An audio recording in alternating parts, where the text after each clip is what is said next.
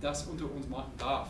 Das macht mir so viel Spaß. Ich habe diesen Kurs seit September, Oktober gemacht und bin immer noch nicht fertig gekommen. Und es ist einfach schön, dass wir zusammen sein können. Also ich habe nicht offiziell angefangen. Ja, ich lasse noch nicht laufen. Okay. Ich muss es noch ausprobieren. Du magst es auch? Okay. Ja, also Georg, können wir es so machen, dass... yeah. Okay, Tom, this is for you and the team. I'm officially going to start my sermon. Georg is can you see me? Kannst du mich gut sehen? Ich kann dich gut sehen. Okay, gut. Also, und das wollten wir auf Englisch machen, richtig? Okay, so this is going to be an English sermon. It's the 20th of March 2013, Hewlett-Packard, Böblingen, Hulb. James Keith with my HP prayer group. Well, brothers, I am so glad we are together. I thank you for coming. I'm just so happy that you've decided to be a part of this preaching opportunity.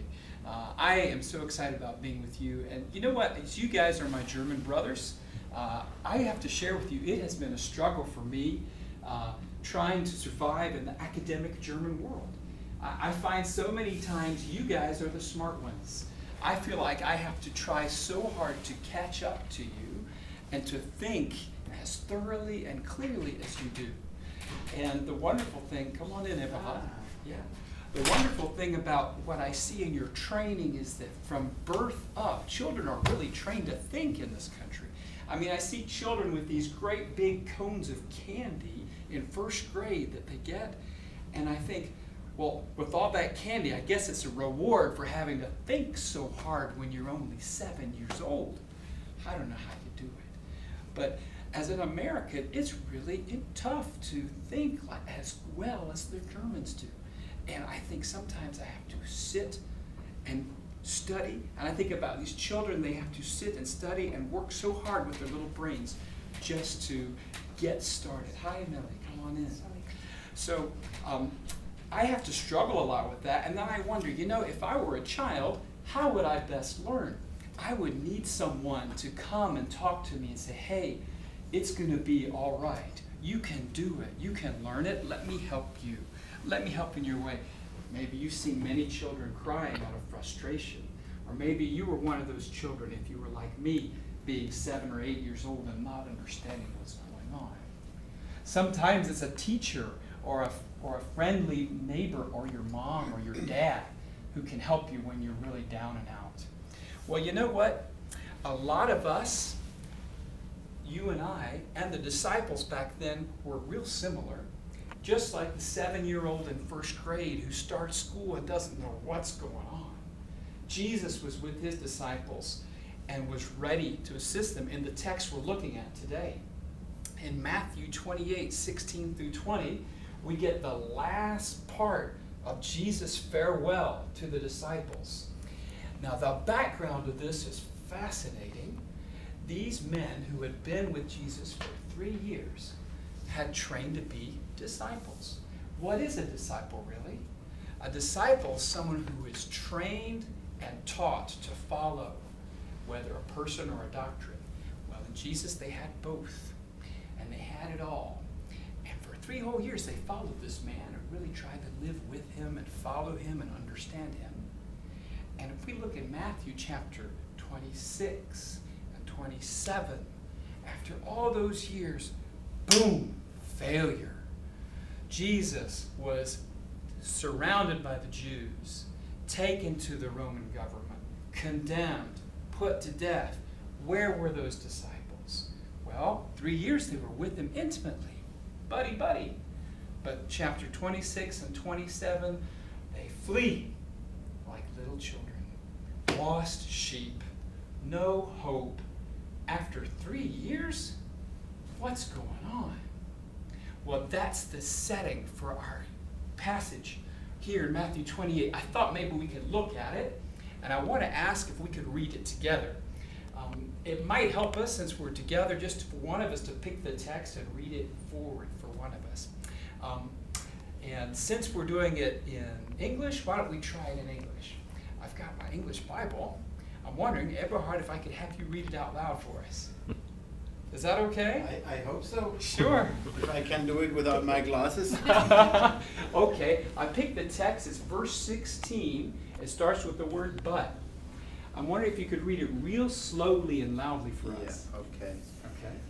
But the 11 disciples went into Galilee, unto the mountain where Jesus had appointed them. That's Yes, verse the 16. whole section. The whole section, okay. Okay. And when they saw him, they worshipped him, but some doubted. And Jesus came to them and spoke unto them, saying, All authority hath been given unto me in heaven and on earth. Go ye therefore and make disciples of all the nations, baptizing them into the name of the Father and of the Son and of the Holy Spirit, teaching them to observe all things whatsoever I commanded you. And lo, I am with you always, even unto the end of the world. Great. Awesome. That word "lo" kind of threw me too. But thank you very much, Abraham. Okay, so here we have Jesus and the disciples. He has commanded them to meet him in Galilee. Right? That's the first verse that Abraham read. They're meeting on the mountain. What's the significance of a mountaintop experience? I'm sure you could tell me. We've all been to the top of a mountain. Isn't it great? Throughout the history of the Jews and in the New Testament, when Jesus was with his disciples, he often met them on the mountain. Miracles were performed on the mountain. A mountaintop experience you're familiar with in English. Well, Jesus had to meet him there. But what was to happen? Well, the interesting thing, to go to the mountain was the most important thing. Just to go.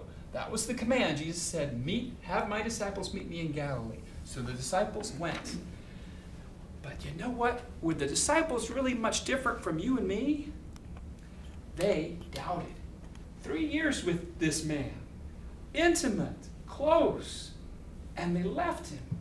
And now, having heard that he's alive, they meet him on the mountain, see him, some worship. Actually, they all worship him, but they doubted. Some doubted. Isn't that interesting? After all that revelation, these disciples must have been confused. Why? Why would they doubt? After so many problems, maybe we can say this, just like regular people, even if I have a relationship with you, if I feel like I'm going to die, if I'm going to feel hurt, or somebody's going to come get me, they got my leader, maybe they'll get me. Oh, I'm pretty weak. Were these disciples really much different from us? Were they any more needy, or are we any more needy than they are? Can it be that we all need someone to really give us that extra push and that pull to come forward in Jesus? If the top dogs, these disciples, needed help to believe, don't I need help to believe? Don't other people need help to believe? Well, let's look. The next verse that Abraham read for us was Jesus' words. And verse 18 says, Jesus came to them. Wow. Who them? The disciples. They were doubting. But Jesus didn't bring it up. He doesn't bring up their doubt. He goes to them, approaches them physically, just like a teacher would a child who's sad or worried, and comes and says, all authority in heaven and on earth has been given to me, says Jesus. He says all authority. How much? All. All authority. Well, I guess that means if all authority has been given to him, we should listen. And what does he say after that? All authority in heaven and earth has been given to me. The next word in the sentence is this. Go. Go, therefore, and make disciples. Interesting. Do you see the progression that I see? He calls the sick and sad and worried disciples up to the mountain. They were full of doubt after having seen what happened to Jesus and not knowing what was going on. Their hearts were confused. They needed help. Jesus comes to them and says, I have all authority and I give you a command. Your doubt doesn't make any difference to me. I have something important for you, a command. In all authority, make disciples. To make a disciple, We just mentioned it. It's to find someone and train them to be a follower of Jesus. And that's Jesus' command. He says, make disciples. And the command is not conditioned on if we're full of faith or full of doubt. It's not conditioned on partial authority, but full authority. It's not just to these 11, but to all of us. How do we know that? Jesus talks in John about the sheep that have not yet come to him in John 17. And you and I are those sheep. And you and I have needed someone to come, just like the disciples, in despair and sadness, or like a child at the age of 7 who needs help. Someone helped you. I know someone helped me. I can tell you the story of Mr. Brown when I was in 5th grade. I didn't really want to make a decision about Jesus. And he always said, I was the same way in 5th grade. Those people are going to hell. Those people are going to heaven. But I'm going to stay on my way and not decide. Well, he shared about that, and he shared how it really didn't make sense. And the good thing was, he didn't ostracize us, he didn't exclude us. He says, I understand your feeling, I know how it is, let me help you. And for my heart, that's what I needed to hear, because he really loved us, he really cared for us. Just like Jesus and the doubting disciples. He says, in all authority, go and make disciples. And just like Eberhard read, lo, I will be with you always, even unto the end of the age. Jesus gives the promise to a bunch of sick, sad disciples that he will never let them go. And that is the command and the opportunity for us. I'm a sick and sad disciple. I don't have my life always running 100%. And I know that there are many out there who don't know Jesus and who don't have it running 100%.